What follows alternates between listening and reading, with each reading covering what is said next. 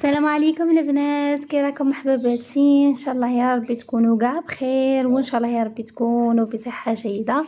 نتمنى هذا الفيديو تاعي يلقاكم في احسن صحه او احسن حال. صلوا كامل على النبي عليه افضل الصلاه وازكى التسليم. وقبل ما تبداو تفرجوا الفيديو تاعي ما تنساوش حبوباتي ديروا جام، واللي اول مره تزور قناتي دير اشتراك وتفعل زر الجرس باش يولي يوصلكم كل ما هو جديد. وثاني هذيك الجام كي ديروها ما غادي تنقص عليكم، غير تعبر على تشجعوني باش يولي الفيديو تاعي يخرج في المحرك تاع البحث ويوصل لاكبر عدد من الناس. وان شاء الله تعاونوني باش تطلع هذه القناه وباش تدي حقها.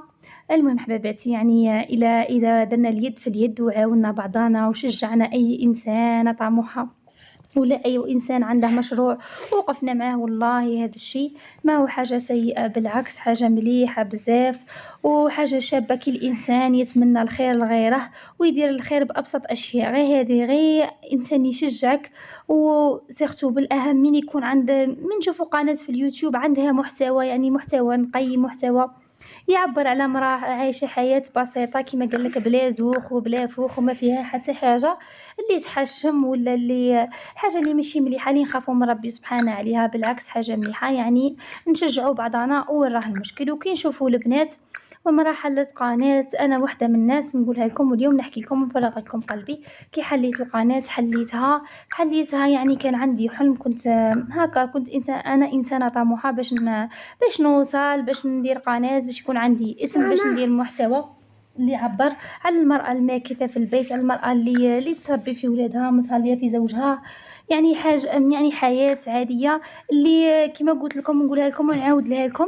يعني كل ما نتقدم خطوة في قناتي ونراجع الخطوة اللي قبل نلقاها ما فيها حتى حاجة تغضب ربي ولا حاجة تحشمني في المستقبل ولا تحشم ولادي ولا يحشم بها زوجي اللي أنا ندير ظهر من بعد ربي سبحانه.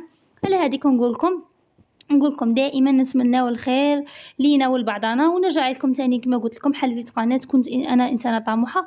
وكي حليت قناه ماشي حليتها باش نستمتع بها ولا باش نفوت الوقت، يعني فارغه شغالات وباغيه ندير قناه. اللي تفهموا وتعرفوا باللي القناه حاجه ماشي سهله باش تحليها وباش تكوني نشيطه عليها وتكوني اكتيف وتخدمي وتحطي والله ما راهي سهله. غير هذيك غير غير تصوري روتين ولا ديري وصفه يعني تشد لك بزاف الوقت. لا كنتي هذيك الوصفه تحضريها في نص ساعه، كي تصوري تدي معاك ساعه. وتانيك اهم حاجه بغيت ندير هذه القناه، نديرها داخل باب رزق، يعني لو كان ربي ان شاء الله يوفقني وان شاء الله ربي يسخر لي الناس اللي فيها الخير. وهذه هي البنات. المهم حباباتي، وهنا جيتكم كما شفتوا شاركت معكم روتين صباحي، يعني روتين صباحي خفيف ظريف كما شفتوا. وهنا جيت نشارك معكم هذه الوصفه تاع الدجاج. طيبوه في الكوطه ونعاودوا نديروه في الكوشه، يجي بزاف شباب ويجي بزاف بنين. كما تعرفوا رانا على ابواب شهر رمضان الفضيل، ان شاء الله ربي يبلغنا يا ربي، ان شاء الله ربي يلحقنا، وان شاء الله يا ربي يدخل علينا رمضان، ان شاء الله نفوتوا شعبان ويدخل علينا رمضان بالصحه والهنا. واهم حاجه البنات قبل ما نبداو نحضروا في رمضان ونوجدوا ونقوا ونتعمقوا، حنا كما تعرفوا حنا الشعب الجزائري عندنا التعبير تاع فرحه رمضان هو كي نقوا ونخملوا ونبدلوا كل شيء. يعني هذاك التغيير يعطيك واحد الطاقه ايجابيه. كي تستقبلي رمضان بالنقل وكان نشرو غير كاس واحد في الدار ولا نشرو غير طبسي، تحسي روحك فرحانه بيه وغادي تبداي رمضان بحاجه هكا. ما على باليش التغيير يلعب دور كبير في نفسيه الانسان. اهم حاجه قبل ما نبداو نوجدوا رمضان، اهم حاجه ننظفوا قلوبنا، ننظفوهم من الحقد والحسد والغل ومن كل هذه الامور اللي ماشي مليحه. نحضروا انفسنا، نتسامحوا، نتصالحوا، نسقموا علاقتنا مع ربي سبحانه ونتمناو الخير لبعضنا. وكما قلت نقولها لكم ونعاودها لكم، ننظفوا قلوبنا هما قبل ما ننظفوا بيوتنا لاستقبال رمضان ان شاء الله. ننظفوا قلوبنا هما اهم حاجه، يعني القلب هو اهم حاجه. المهم محباباتي كما شفتوا كما راكم تعرفوا اليومات راه الناس راه غير مع الوصفات. هاد الوصفه كنت مصورتها وقلت نشاركها مع حباباتي. كما شفتوا حباباتي درت الملح وفلفل اسود ودرت الكركم ودرت تابل تاع الدجاج، الكيري تاع الدجاج، لي زيبيس تاع الدجاج راهم كاع يتباعوا عند كاع اللي يبيعوا التوابل. ودرت مغرف صغيره تاع طماطم مصبره كما شفتوا، ودرت الرند وربيت سنينات تاع ثوم. انا اي وصفه تاع يكون فيها الدجاج ما نقدرش نستغنى على الرند وعلى الثوم فيها باسكو يعطيه بنه ويجي بنين. ونخلطوا كامل هذيك المكونات مليح مع بعضها. هنا انا درت هاد الكميه تاع الدجاج، نتوما تقدروا ديروا دجاجه كامله، تقدروا ديروا اكثر وتقدروا ديروا اقل، يعني كل واحد على حساب المتواجد عنده في البيت وعلى حساب افراد العائله وعلى الكميه اللي عندك في الدار. المهم حبيباتي نخلطوهم مليح وندخلوهم في بعضهم. وثاني درت الزعتر يعطي للدجاج بنه شابه. وهنايا كيما شفتوا جبت الكوكوط تاعي درت فيها مغرف تاع زبده ولا ديروا سمن. هنا انا كانت عندي الزبده، درت مغرف تاع زبده وضفت عليها مغرف تاع زيت، ملعقه تاع زيت. وشوفوا دائما كي تبغوا تقلوا دجاج ولا لحم ولا اي حاجه ديروا الزيت مع الزبده مع السمن ولا زبده. ثاني السمن يجي شباب، هو كي نجيو للصح السمن هو تاع الطياب.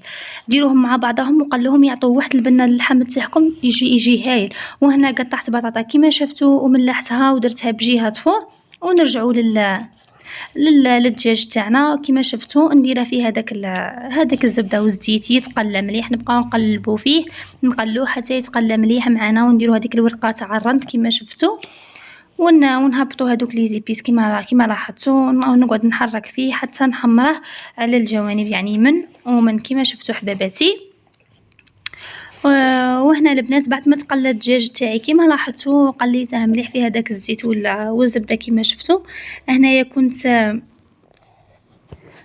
هنا كيما شفتوا البنات كنت بلعت الكوكوطه تاعي كيما راها، يعني بلعوا عليها ونقصوا للنار، ما ديروا لها لا ما لا والو، غير هي تطلق، غير هذاك الدجاج يطلق لكم الماء، يطلق لكم لاصوص تجي بزاف شابه. بلعوا عليها ونقصوا النار، ما غاديش يدي معكم كيما تعرفوا الدجاج ملي يطيب بالخوف ما يديش وقت معانا ماشي كيما الانواع اللحوم الاخرى. بلعوا عليه ونخلوه يطيب.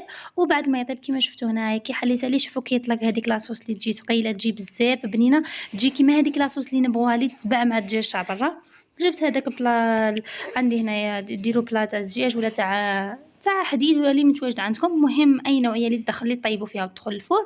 هنايا دهنتها بالزبده وحطيت هذيك البطاطا اللي كنت فورتها بالملح ودرت لها شويه كمون باش يعطيها هذيك البنه اللي تجي شابه. فورتها مليح على قد ما طابت. وجبت هذاك الدجاج تاعي ستفته من الفوق كيما شفتوا، وغادي نضيف نسقيها كاع بهذيك لاصوص اللي طاب فيها الدجاج وندخلها للفرن. وندخلها للفرن تتقلى وان شاء الله يا ربي تعجبكم الوصفه تاعي. يعني هذه وصفه بسيطه وسهله وقلت نشاركها مع حباباتي. درتها للفطور، درتها لوليداتي. كيما راكم تشوفوا هنايا درت البطاطا وزدت عليها هذيك لاصوص. انا تقدروا هذه الطريقه ثاني كديروها في اللحم تاع دين، تديروها باللحم تاع خروف، يعني كل واحد وعلى حسب شنو متواجد عنده. هنا دروك نبقاو نخموها في الوصفات باش لين نديروهم ان شاء الله في شهر رمضان الكريم ان شاء الله يا ربي بلغنا. المهم يا حبيباتي نتمنى تعجبكم الوصفه تاعي. كان هذا هو الفيديو تاعي لنهار اليوم. شاركتكم يعني كنت حكيت لكم شويه، فرغت لكم قلبي وشاركتكم روتين خفيف ظريف مع هذه الوصفه. ما تنساوش حبيباتي نقولها لكم ونعاودها لكم، تجي بزاف بنينه هذه البطاطا تجي هايله. تهبلوا هذاك الدجاج يجي طايب ولا صوص عاقده. ما تنساوش حبيباتي ديروا جام ودمتم في رعايه الله وحفظه.